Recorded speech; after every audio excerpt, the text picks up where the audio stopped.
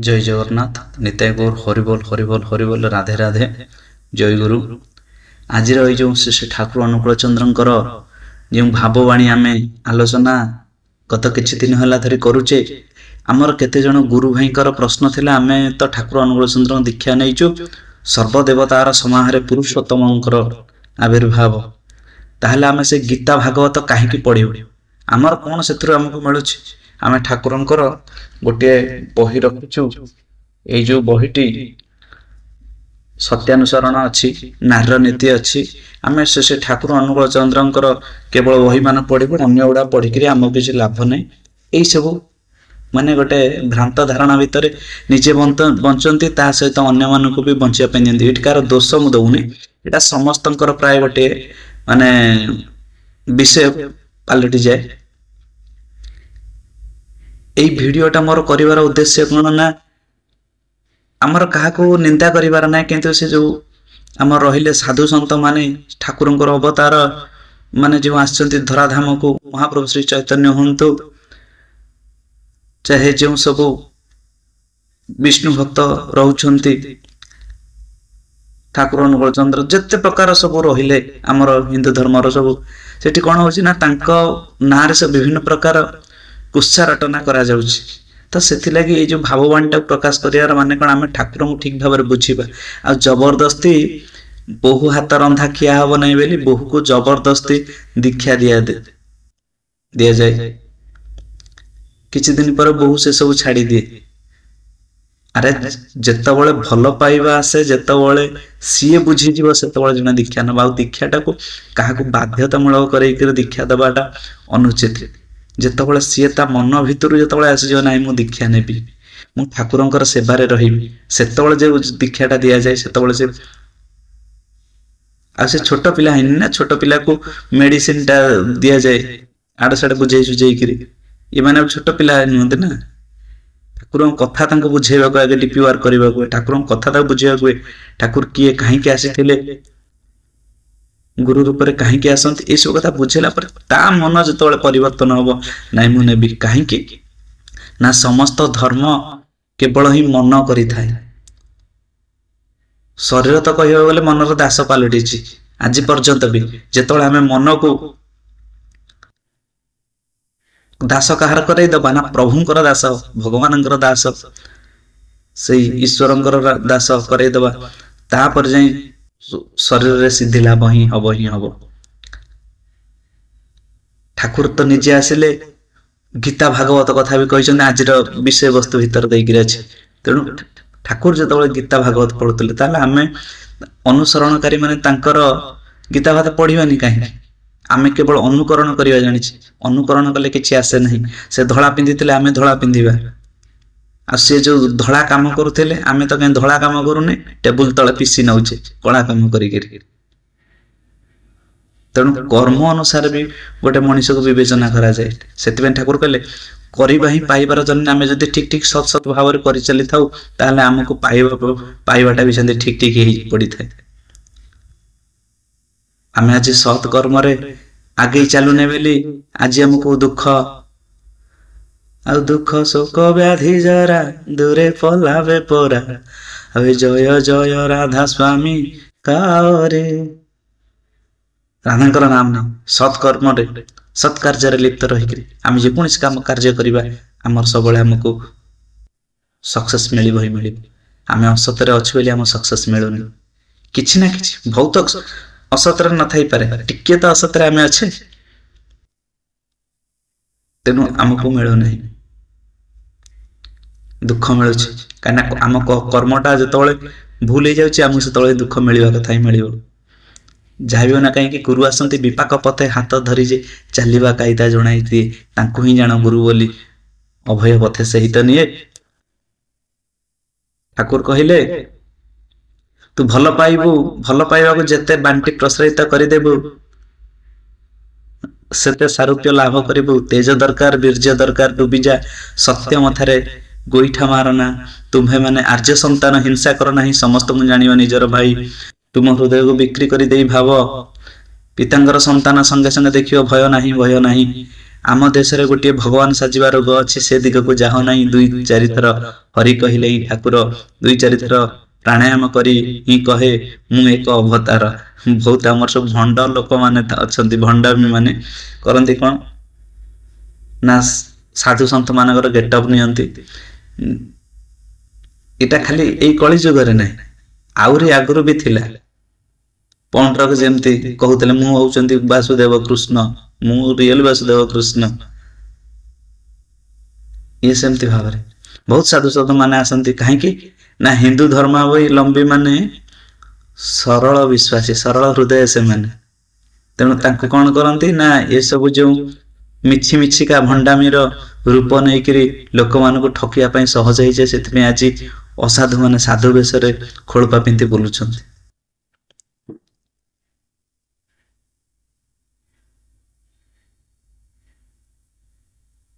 ନିନ୍ଦା ଅପବାଦ ଭିତରେ ଦେଇକିରି ମଣିଷ ମାନେ ଗତି କରିବା ଭିତରେ ଆମର ଜୀବନ ଚାଲିଛି। ଯଦି କିଏ ସତ ବାଟରେ ଗଲା ତାକୁ 1000 ଅଟକେଇବେ, କିନ୍ତୁ ଯିଏ ଅସତ ବାଟରେ ଯାଉଛି ତାକୁ କେହି ଅଟକେଇବେ ନାହିଁ। ଆଜିକାଲିକାର ସିଷ୍ଟମ ଚାଲିଛି ଯାହା। ମୁଁ ସତ୍, ତାପରେ ସୁରସ ନିନାମୀ, ମୁଁ ବ୍ୟତୀତ ତାର ସଙ୍ଗେ ତୁଳନା, ମୁଁ ତା ପରପାରିର ଅବସ୍ଥା ରାଧାସ୍ୱାମୀ। ମୁନ୍ ସୁନ୍, ଯେତେବେଳେ ସତ୍ ତାପରେ ସୋହଂ, ଅନ୍ତ ଓ ଅନ୍ତରର ପାର, ଗୁଣ ନିର୍ଗୁଣର ପାର, ସୀମା ଅସୀମର ପାର, ସାକାର ନିରାକାରର ପାର। ଆଉ ଏଗୁଡିକ ସୋହଂ ପୁରୁଷଙ୍କର, ତାପରେ ଶ୍ୟାମ ଆଉ ପୀତ, ତାହା ହିଁ କାଳ ପୁରୁଷ। ବ୍ରହ୍ମାନନ୍ଦରେ ଆରମ୍ଭ, ମହାଶୂନ୍ୟ ବଂଶୀ ଶବ୍ଦ। ଦେଖ ବ୍ରହ୍ମର ଚରମ ଦ୍ୱାଦଶ, ଦେଖ ବ୍ରହ୍ମର ଚରମ 10ମ ଦ୍ୱାରରେ। 10ମ ଦ୍ୱାର ସମସ୍ତ ବାସନା ଚାଲିଯାଏ, ଏକମାତ୍ର ମୋ ଦିଗକୁ ଦୌଡ଼ିଯାଏ। ଦେଖ ଭ୍ୟାନିସ ନୁହେଁ ଭାଗବତର ରାଜ୍ୟ, ତେସରା ତିଲ ତୃତୀୟ ନୟନରୁ ସୋହଂ, ଗୀତାର ତେସରା ତିଲ ଠାରୁ ମୂଳଧାର, ତେସରା ପରେ ଆଉ କର୍ମ ଫର୍ମ ନାହିଁ, କେବଳ ପ୍ରେମରେ ପର୍ଯ୍ୟବେସିତ ହେଉଛି। ଏଇ ଯୋଉ ଭାଗବତ ଆମେ ପାଠ କରୁଛେ ତା ଭିତରେ ଅଛନ୍ତି 10ମ ସ୍କନ୍ଧ। 10ମ ସ୍କନ୍ଧ ହଉଛନ୍ତି ଭଗବାନଙ୍କର 10ଟି ଯୋଉ ଶରୀରର ଭାଗ, 10ଟି ଭାଗରେ ବିଭକ୍ତ ହେଇଛି। ସେ 10ଟି ଭାଗର ମାନେ କହିବାକୁ କଣ ହେବ, ସବୁ ପ୍ରକାର ଗୋଟିଏ ଗୋଟେ 10ମ ସ୍କନ୍ଧ। ଏସବୁ ଭଗବାନଙ୍କର ଗୋଟିଏ ଗୋଟେ ଅଙ୍ଗ ବିଶେଷ ଭିତରେ ଦିଆଯାଉଛି। ଏ ଯୋଉ 10ମ ସ୍କନ୍ଧ ପରେ ତ ଠାକୁରଙ୍କର କଥା ଆଲୋଚନା ହେଇସାରେ, ତାପରେ ଆଉ କିଛି ନଥାଏ। ଯଦି ଆମର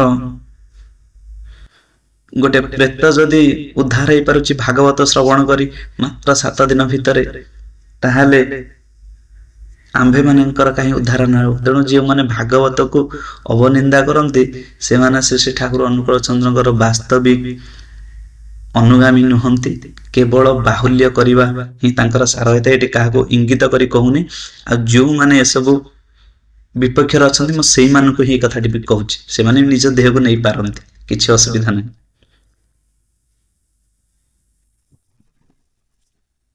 ଭୟ ନାହିଁ ଭାଇ, ମୁଁ ଅଛି, ମୁଁ ଆସିଛି, ରକ୍ତର ସ୍ରୋତ ଥମାଇ ଦେବି। ମୁଁ କଣ ତୁମ୍ଭମାନଙ୍କର ଚକ୍ଷୁର ଜଳ ଦେଖିପାରେ? ଅବତାର ଦେଇ କଣ ହେବ, ସବୁ ସେ ସବୁ ଘଟରେ ଅଛନ୍ତି ସମସ୍ତେ ଅବତାର ପୂର୍ଣ୍ଣ ବ୍ରହ୍ମ। କଥା ଶୁଣିଯା, କେହି ଆସିଲେ ଭଲ, ନ ଆସିଲେ ଭଲ, କଥା ଅନୁଯାୟୀ କାର୍ଯ୍ୟ କର, କଥାରେ ହିଁ ଶବ୍ଦ ଦେଇପାରେ। ଆମର ମନ ମୁହଁ ଏକ, ଏଇ ଯୋଉ ମନ ହଉଛି, ମୁହଁ ହଉଛି କଥା କୁହେ, ଆଉ ଶରୀର ଯଦି ତଦନୁସାରେ କାର୍ଯ୍ୟ କରେ, କାର୍ଯ୍ୟ ଆମେ ସତର କଥା କହିବା, ଯଦି ଅସତର କାର୍ଯ୍ୟ କରିଥିବେ ତାହେଲେ କିଛି ଲାଭ ହୁଏ ନାହିଁ। ମନ ମୁହଁ ଏକ ହେଇଗଲେ ତା ଭିତରେ ଅଳିଆ ପଶିପାରେ ନାହିଁ, ଯାହାକି ଠାକୁର ସତ୍ୟାନୁସରଣରେ କହିଛନ୍ତି।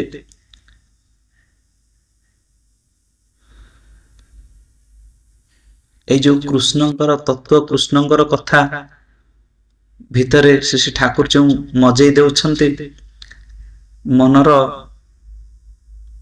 ସୁପ୍ତ ମନକୁ ଆଜି ଚେତନ କରାଇ ଦଉଛନ୍ତି କୃଷ୍ଣ ପ୍ରେମ ଭକ୍ତିରେ। ସେତେବେଳେ ଏଇ ଯୋଉ କଥା ଗୁଡିକ ଆସିବ କେତେବେଳେ ନା, ଯିଏ କୃଷ୍ଣଙ୍କୁ ହିଁ ଭଲ ପାଏ, ଯେ ଠାକୁରଙ୍କୁ ଭଲ ପାଏ, ଯେ ଠାକୁରଙ୍କର ସେଇ ସ୍ୱରୂପକୁ ଭଲ ପାଏ। ତାଙ୍କର ବିଭିନ୍ନ ସ୍ୱରୂପ ଅଛି। ଆମକୁ କୋଉ ସ୍ୱରୂପଟା ଭଲ ଲାଗୁଛି?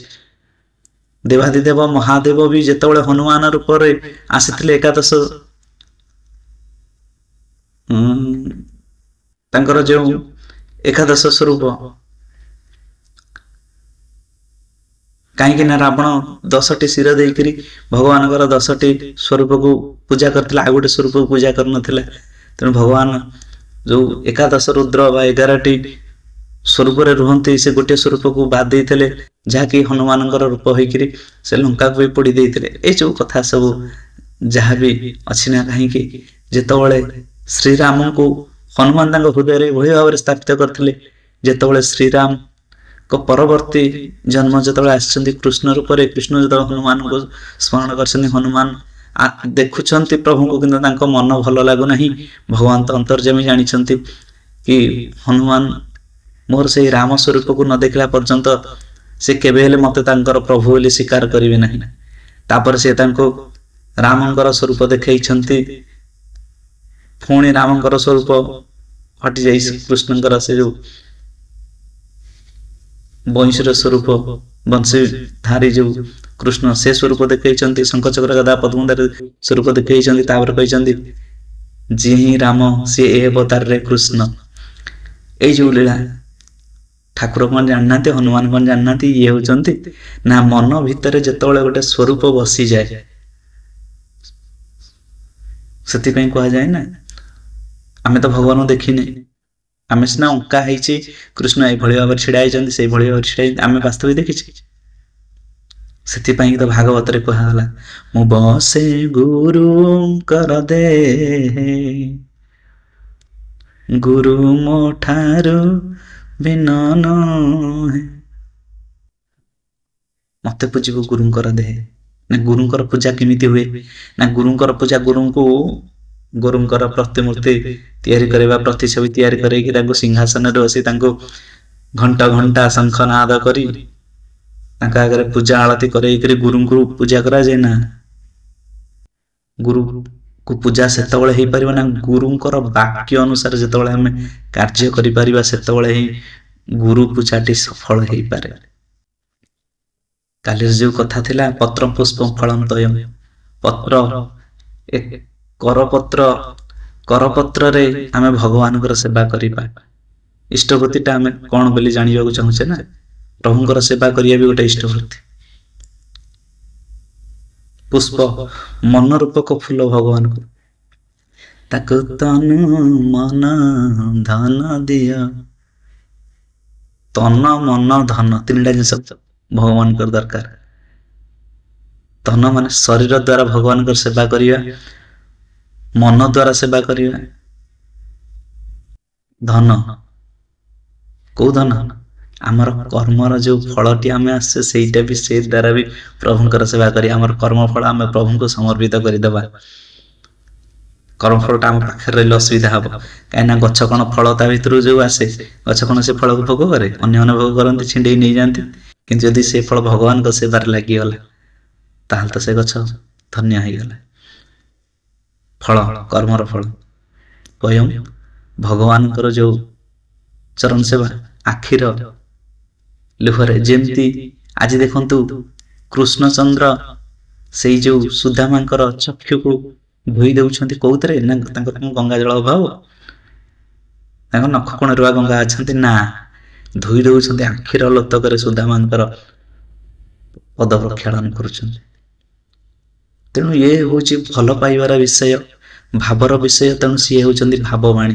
ତେଣୁ ଭାବର ବିଷୟର ଭାବବାଣୀକୁ ଆମେ ଯଦି ବୁଝିବାକୁ ହୁଏ, ତାହେଲେ ଗୀତା, ଭାଗବତ, ପୁରାଣ, ଶାସ୍ତ୍ର, ସେ ଠାକୁର କିଏ କାହିଁକି ଆସିଥିଲେ ତା ଭିତରେ ଜାଣିବା ଦରକାର। ଆଉ ଜଣେ ଭାଇ କହିଲେ ତୁମର କିଛି ଅନୁଭୂତି କହିବାକୁ ଗଲେ କଣ ନା ଗୋଟିଏ କଥା କହୁଛି ଅନୁଭୂତି, ହୁଏତ କେହି ବି ଭୁଲ ବୁଝିପାରନ୍ତି ବା ଠିକ ବୁଝିପାରନ୍ତି। ଆଜି ଯଦି ମୁଁ ଏଇ ସ୍ଥାନରେ ଥାଏ ତାହେଲେ ଏଥିପାଇଁ କି ବି ଶ୍ରୀ ଠାକୁରଙ୍କର ନିହାତି ମୋ ଉପରେ ସେତିକି କୃପା ଆଶୀର୍ବାଦ ରହିଛି। ଏଥିଲାଗି କହୁଛି, କାହିଁକି ନା ତିନୋଟି ମୃତ୍ୟୁ ମୁଖରୁ ମୁଁ ବଞ୍ଚିଛି। ପିଲାଦିନେ ଯେତେବେଳେ ମାନେ ଜ୍ୱର ହେଇଥିଲା, ବହୁତ ଜାଗାରେ ମେଡିସିନ ଖାଇଛି, କଟକ ମେଡିକାଲ ବି ଆସିଛି। ସେଠି ମେଡିକାଲରେ ଏସି ମେଡିକାଲ ଫେରେଇ ଦେଇଛନ୍ତି। ଯାହା ହଉ ବାପାଙ୍କର ଜଣେ ସାଙ୍ଗ ମତେ ନେଇକରି ଡକ୍ଟର ଗୋଟେ ଦେଖେଇଲେ। ସେ କହିଲା ତ ହଉ ଦେଖିବା, ଏମିତି କହିକିରି ମତେ କହିଲେ ଯା ତମେ ସେପଟ ଘରେ, ମୋ ଚେକଅପ୍ କରିସାରିଲା ପରେ ତମେ ସେପଟ ଘରେ ଯାଅ, ଡ୍ରେସ୍ ପିନ୍ଧିବ। ମୋ ସାର୍ଟ ପିନ୍ଧିବାକୁ ଗଲାବେଳେ ଏପଟେ ବାପାଙ୍କୁ କହୁଛନ୍ତି, ମୁଁ ସେଇଠି ଶୁଣିଛି ଆପଣ ତ ସବୁ ସରିଲା ବେଳକୁ ପିଲାକୁ ଆଣିଛନ୍ତି, ମୁଁ କଣ କରିବି? ଭଗବାନଙ୍କ ଉପରେ ଭରସା ରଖ। ମୁଁ ବି ସବୁ ସେତେବେଳେ ନବମରେ ପଢୁଛି, ସବୁ ମୋ ମୁଣ୍ଡ ଭିତରେ ଅଛି। ସେ ପ୍ରଭୁଙ୍କ ସକାଶେ ହିଁ ଆଜି ଆମେ ଗୋଟେ ନୂତନ ଜୀବନ ଲାଭ ହେଇଛି। ଗୋଟେ ଆକ୍ସିଡେଣ୍ଟ ଭିତରେ ବି ତା ଭିତରେ ମୁଁ ବଞ୍ଚିଛି।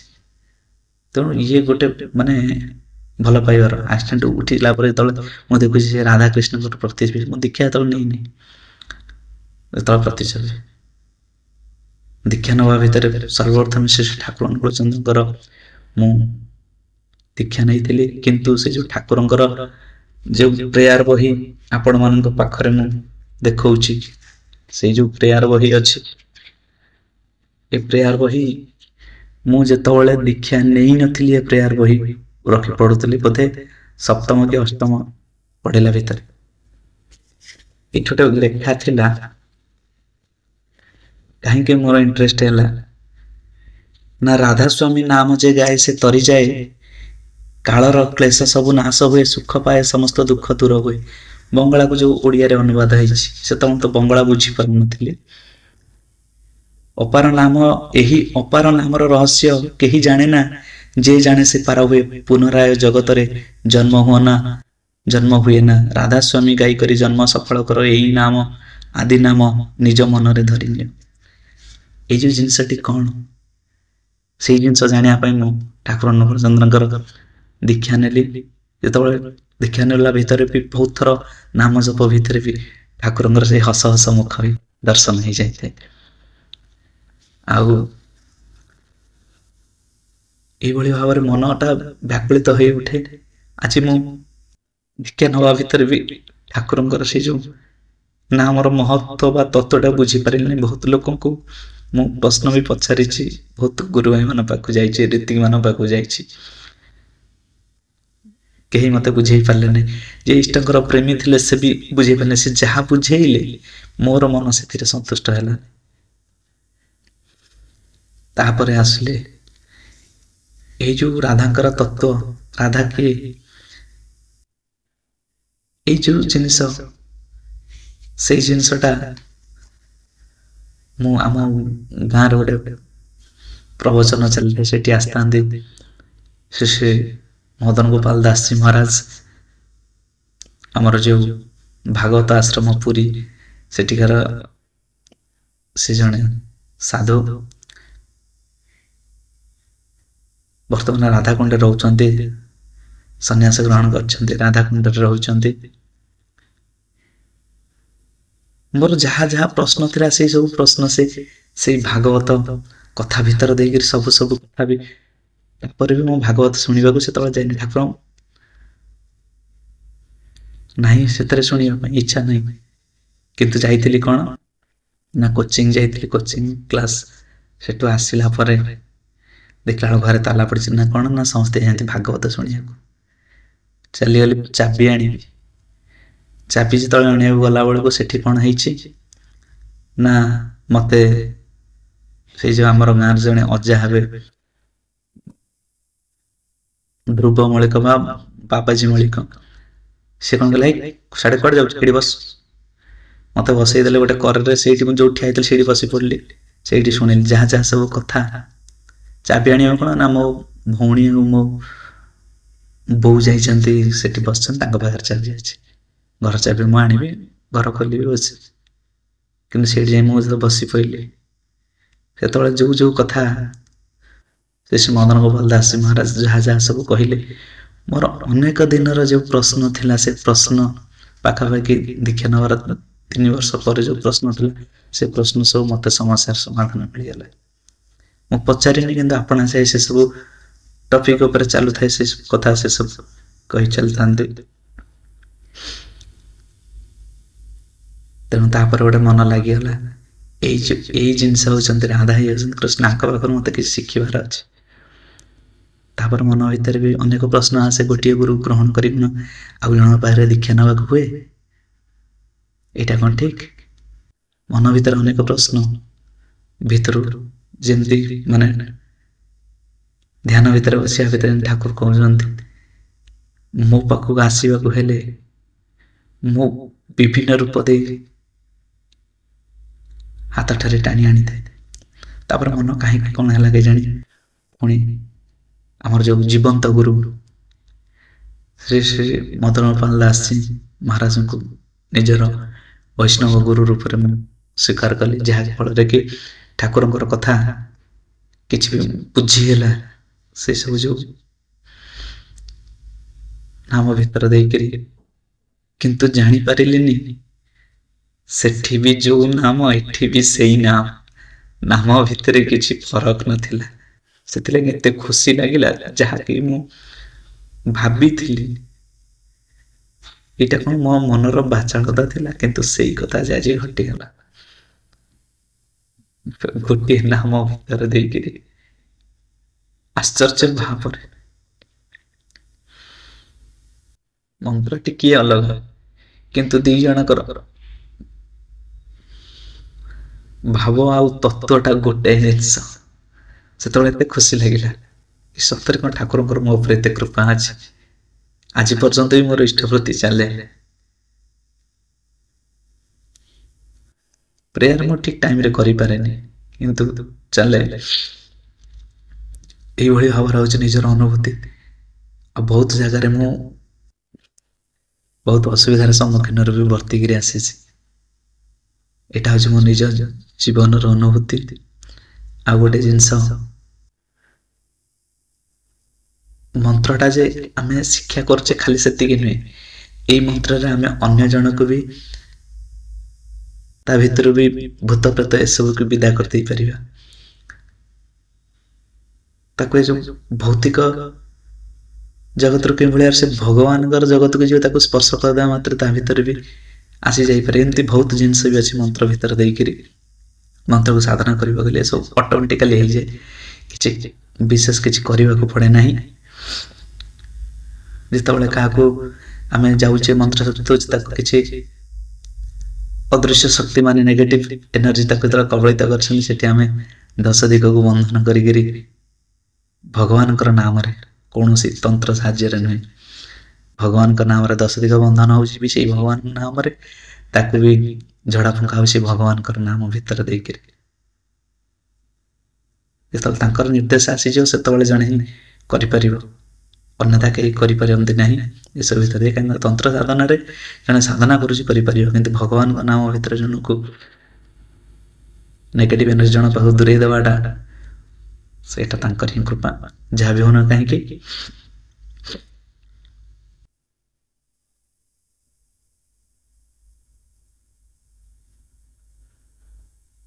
ଦେଖ, ସବୁ ସମୟରେ ଭାବିବୁ ଜଗତ ତୋର, ଆଉ ଶେଷରେ ସେହି ପରମ ପିତା ଭାବିବୁ ଆମେ ସମସ୍ତେ ପରମ ପିତାଙ୍କର ସନ୍ତାନ।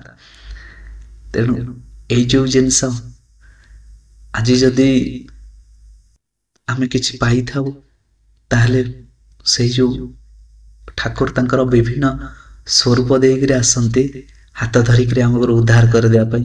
କେତେବେଳେ କେଉଁ ରୂପରେ ସେ ପାଖରେ ଯେ ଆସି ପ୍ରକଟ ହେଇଯିବେ, ତାହା କିଛି କେହି କହିପାରିବେନି। କାହିଁକି ନା କେଉଁ ନାମ ଧରି ପ୍ରଭୁ ଡାକିବେ ତୁମକୁ, ତୁମେ ଯେ ସର୍ବ ନାମ ଆଲୋକ ତୁମକୁ ନ ପାରେ ଦେଖାଇ, ତୁମେ ଯେ ଦେଖାଅ ତାହାରେ।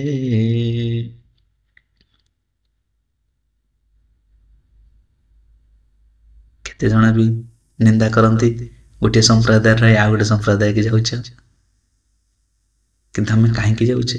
ଆମେ ଆଜି ବିଦ୍ୟାଳୟରେ ସଫେଇ ଦେବାର ନାହିଁ, ଗୋଟେ କଥା ବୁଝିବାର ଅଛି। ଆଜି ଆମର ବିଦ୍ୟାଳୟକୁ ଯାଉଛେ, ପ୍ରଥମରୁ ପଞ୍ଚମ ଯାଏ ପଢ଼ିଲେ, ସେଠି ବି ଆମକୁ ଯିଏ ପାଠ ପଢ଼ାଇଲେ ସେ ବି ଟିଚର ମାନେ ଥିଲେ, ପୁଣି ପଞ୍ଚମରୁ ଦଶମ ଆଉ ଗୋଟେ ସ୍କୁଲ ଗଲେ ସେଠି ବି ଆମ ଟିଚର ଥିଲେ। ପୁଣି ଦଶମରୁ ଆମେ +2 ବା +3 ପର୍ଯ୍ୟନ୍ତ ଆସେ ସେଠି ବି ଲେକ୍ଚର ମାନେ ଅଲଗା ଅଲଗା ଅଛନ୍ତି।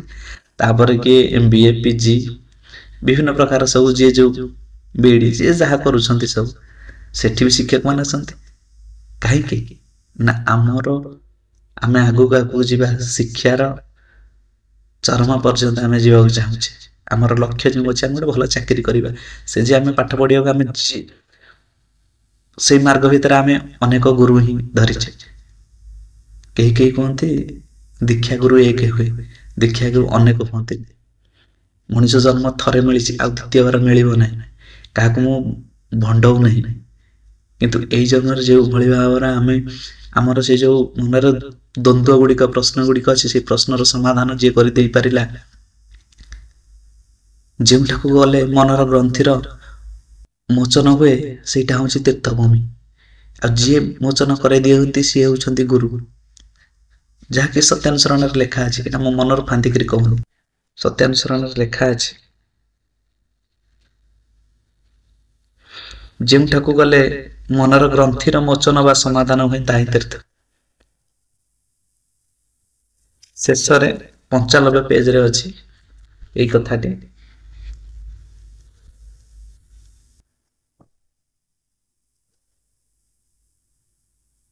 ବୋଧହୁଏ କ୍ଲିୟର ଆସିପାରୁନଥିବ, ଏଇଠି ହିଁ ଲେଖା ଅଛି। ତେଣୁ ଶ୍ରୀ ଠାକୁରଙ୍କର କଥା ବାଣୀ ଜୀବନରେ ଆମର ସମସ୍ତଙ୍କର ଗୁରୁତ୍ୱପୂର୍ଣ୍ଣ ଜିନିଷ ରହୁଛି। ଆପଣ ଦୀକ୍ଷା ନିଅନ୍ତୁ କି ନ ନେଇଥାନ୍ତୁ, କିନ୍ତୁ ଠାକୁରଙ୍କର କଥା ଶ୍ରବଣ କରନ୍ତୁ।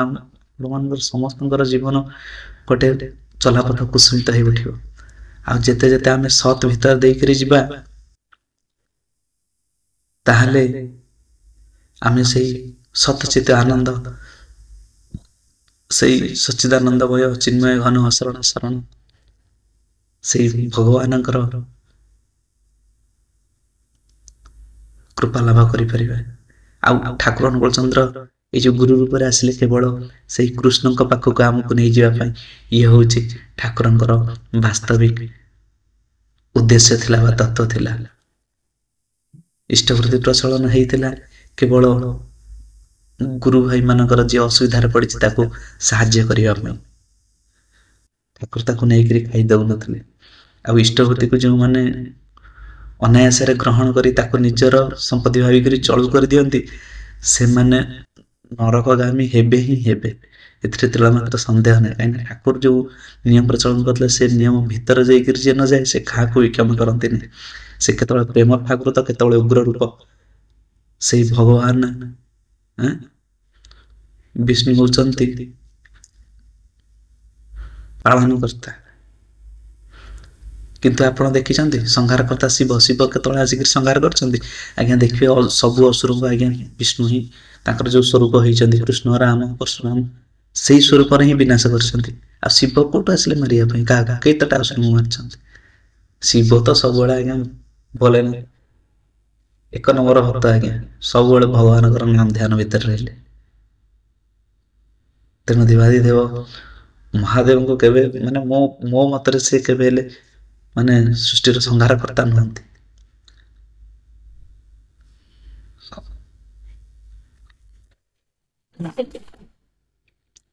ଯେତେବେଳେ ବିଷ୍ଣୁ ତାଙ୍କର ଉଗ୍ର ରୂପ ଧାରଣ, ଉଗ୍ରବୀର ମହାବିଷ୍ଣୁ ଜ୍ୱଳନ୍ତଂ ସର୍ବଭୂତମୁଖଂ ନୃସିଂହଂ ଭୀଷଣଂ ମୃତ୍ୟୁର୍ମୃତ୍ୟୁର୍ମାମ୍ୟହଂ। ତେଣୁ ଯାହା ବି ହଉନା କାହିଁକି, ଆକାଶରେ ଗୋଟିଏ ତାରା ଉଠେ, ତାପରେ ଆଉ ଗୋଟିଏ, ଆଉ ଗୋଟେ, ଏହିପରି ଅନନ୍ତ ତୁ ଏକା ଚାଲିଆ, ତାପରେ ଅନନ୍ତ ଅନନ୍ତ ଆସିବେ। ଆମକୁ ଭଗବାନ ପଥରେ ଯିବାକୁ ହେଲେ ଆମକୁ ଏକା ହିଁ ଯିବାକୁ ଅଗ୍ରସର କରିବାକୁ ହୁଏ।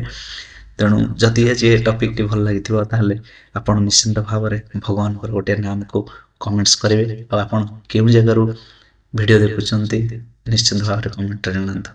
ଜୟ ଗୁରୁ, ଜୟ ଶ୍ରୀ ରାଧା ନିତାଇ ଗୌର ହରି ବୋଲ, ହରି ବୋଲ, ହରି ବୋଲ, ଜୟ ଜଗନ୍ନାଥ।